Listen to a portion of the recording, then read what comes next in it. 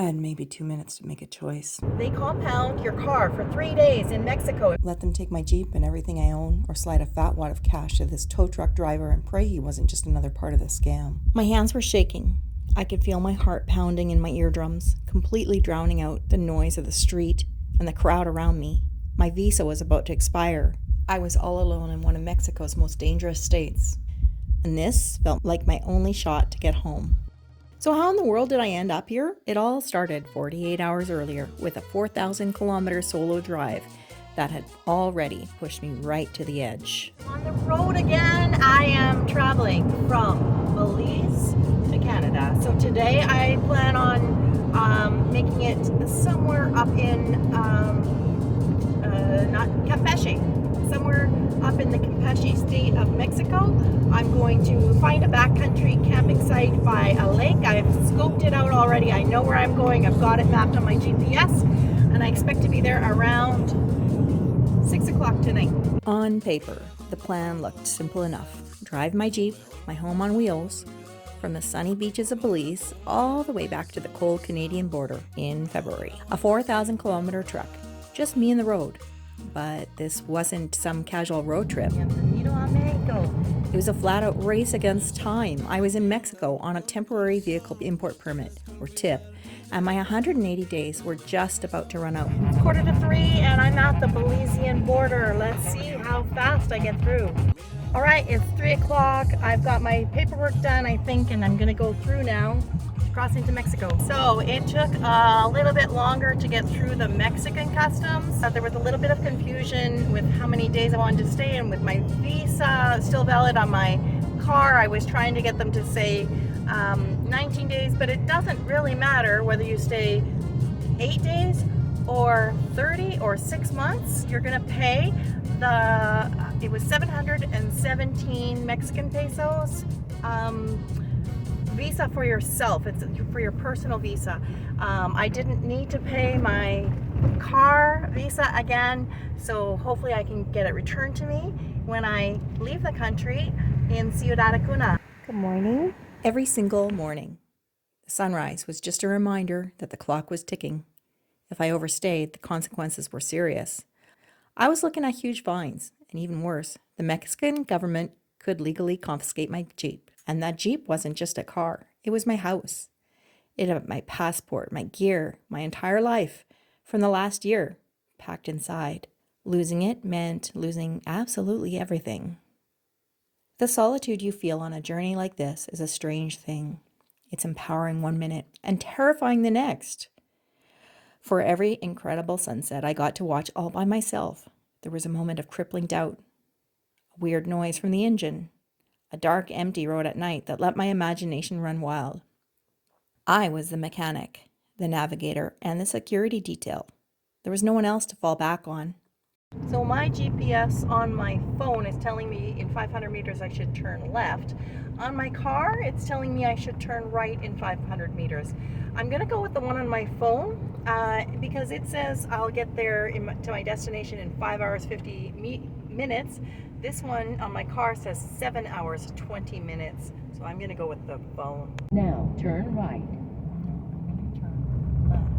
Route recalculation. As I pushed north, deeper into Mexico, that self-reliance was about to be tested in a way I never saw coming. Even with the deadline looming, I carved out time for one last taste of Mexico's magic. I boondocked in the wilderness, climbed La Malinche, and slept under the stars on the mountain.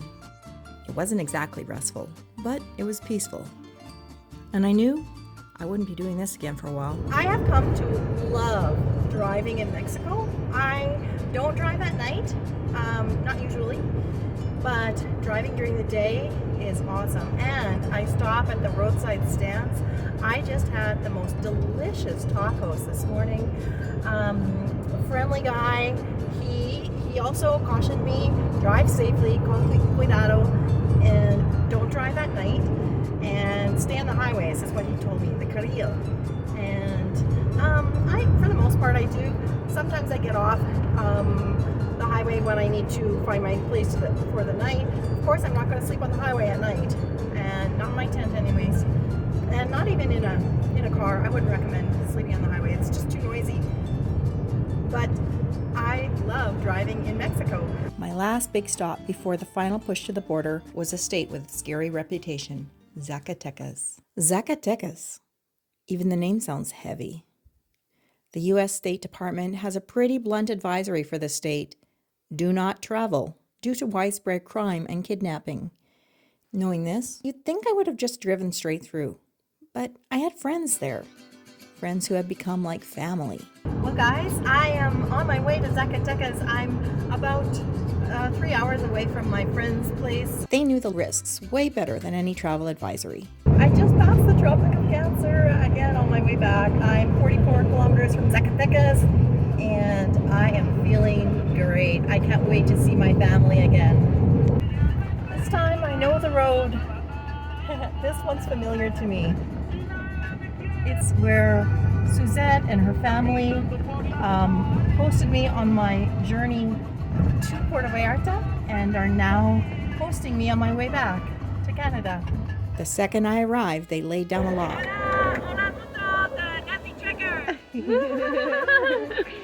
I was not camping in my Jeep anywhere near the town. It isn't safe, they said, with a tone that left zero room for argument. Not just because of people, the wild pigs are a real problem too. So I stayed with them, safe behind locked doors. For a couple of days, the state's terrifying reputation just melted away. It was replaced by the warmth of their home and the simple joy of connecting with people. We spent an afternoon in the kitchen, laughing while making birria and fresh cheese from scratch. They took me to their local fair, a blur of lights and music, and the smell of street corn. In those moments, I wasn't a solo traveler on a stressful deadline. I was just a friend, living life with them. Gorditas Dona Meche. Aquí haciendo gorditas. Ricas gorditas de maíz, de harina. This little pocket of peace, this sanctuary, made me let my guard down.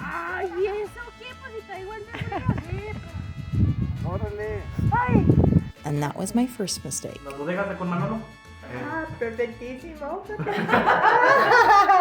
It happened so fast. I just needed to pop into a shop for a quick errand to pick up a custom football jersey for my son. It's the part of Zacatecas that travel guides say feels safer, with beautiful colonial buildings and charming little streets.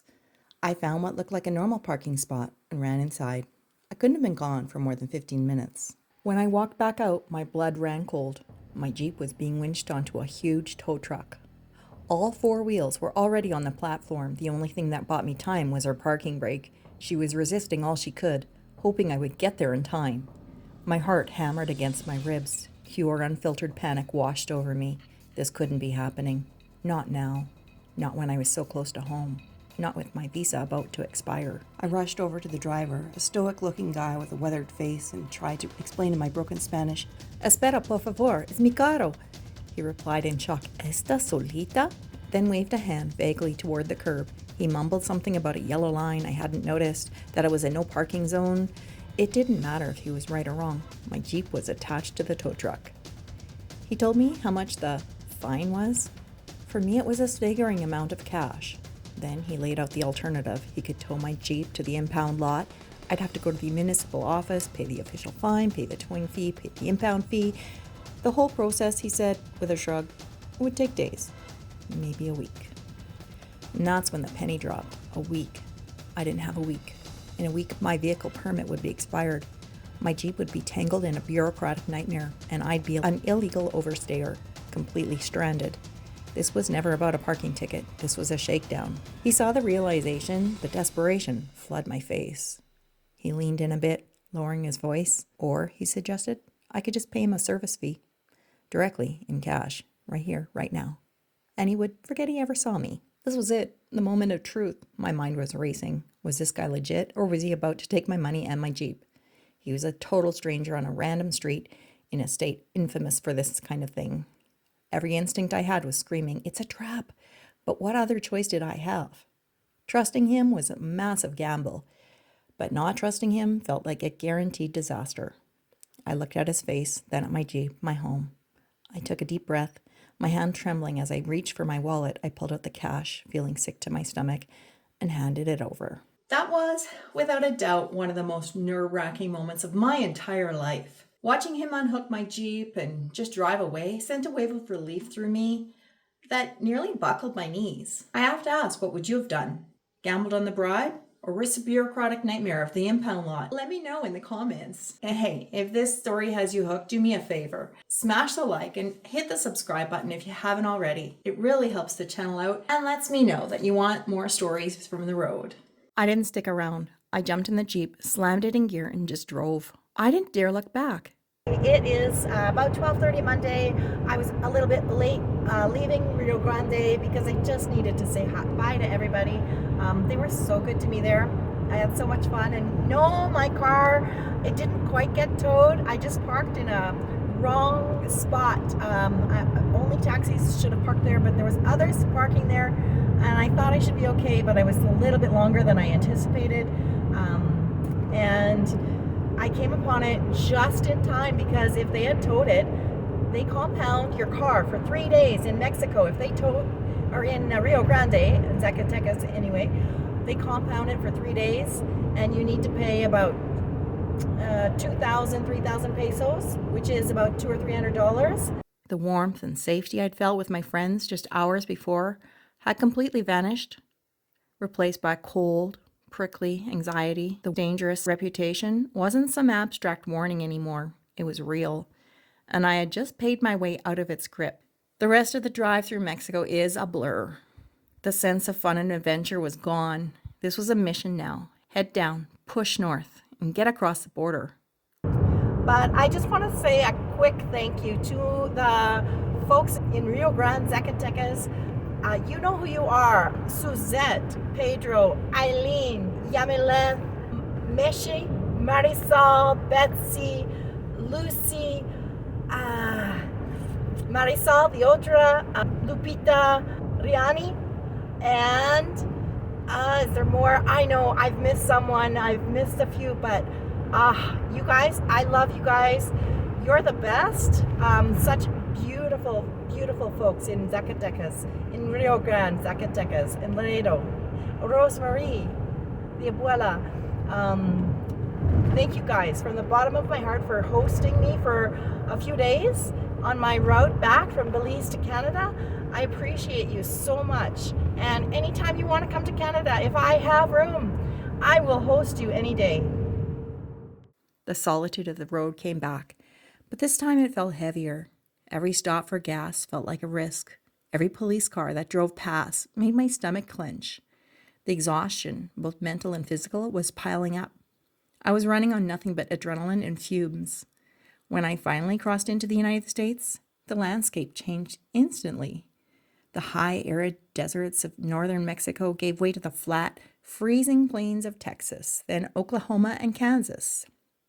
The temperature dropped like a rock. For weeks I'd been wild camping or sleeping in the Jeep to save money, but out there in the freezing American Midwest, something in me finally snapped. I pulled into a cheap motel in Kansas. It was the first real bed I'd slept in for weeks. On one hand, it was a practical choice. It was just too cold to camp. But it was also deeply emotional. I needed the security. I needed 4 solid walls and a door that locked. I needed a minute to just decompress, to feel safe, and to let the tension that had been coiled up in my spine for days finally begin to unwind.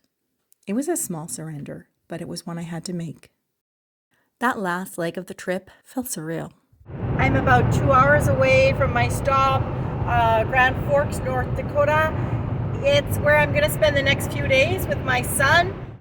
Driving into Grand Forks to see my family was like waking up from a long, intense dream. The hugs, the familiar faces, the simple feeling of being in a place where I belonged. The sense of gratitude was just enormous. The weight of the expiring visa, the fear of losing my Jeep, the stress of the bribe, it all just lifted off my shoulders. Now I just had these highways to worry about. A few days later, I drove the final stretch to the Canadian border. So I'm about 5 miles from the Canadian border now. I am excited to get back to Canada, but at the same time, I have so many memories of this trip. I love to travel. I love Mexico. I love Belize. I love driving through the USA. I just have met so many good people along this way, and it's so sad that I'm having to close this journey, but don't worry, I'm going to start another one real soon. Handing my passport to the officer and hearing him say the words, "Welcome home," was the closure I desperately needed. The 4,000-kilometer race was finally over. I'd made it. I made it. I'm in Canada, in Manitoba. This is my province right here, Manitoba. Looking back, that terrifying moment in Zacatecas taught me more than any beautiful view ever could. It taught me about being resilient and thinking on my feet. It showed me just how thin the line is between a travel adventure and a travel disaster. But it also taught me about balance. That one ugly, scary experience doesn't cancel out the incredible kindness of my friends. It doesn't erase the beauty of the country or the generosity of the Mexican people I met. Mexico is an amazing, complex place. Back on Mexico 186. Oh, there's a motorcycle pulling a pig. And my experience was a reminder that two opposing things can be true at once. It can be a place of incredible warmth and sometimes of serious danger. In the end, I guess that's the nature of a journey like this. Solo travel pushes you to your absolute limit. And by doing that, it shows you what you're really made of. You're forced to trust your own gut, to solve impossible problems all by yourself, and to find a kind of courage you never knew you had. It was one of the scariest things I've ever done. And I'm so grateful for every single kilometer of it. Thanks for coming along for this part of the journey. If you enjoyed this story and you want to see what other misadventures I get into, make sure you've subscribed with notifications turned on so you don't miss the next one. Travel safe, and I'll see you on the road. And until next time, happy trekking.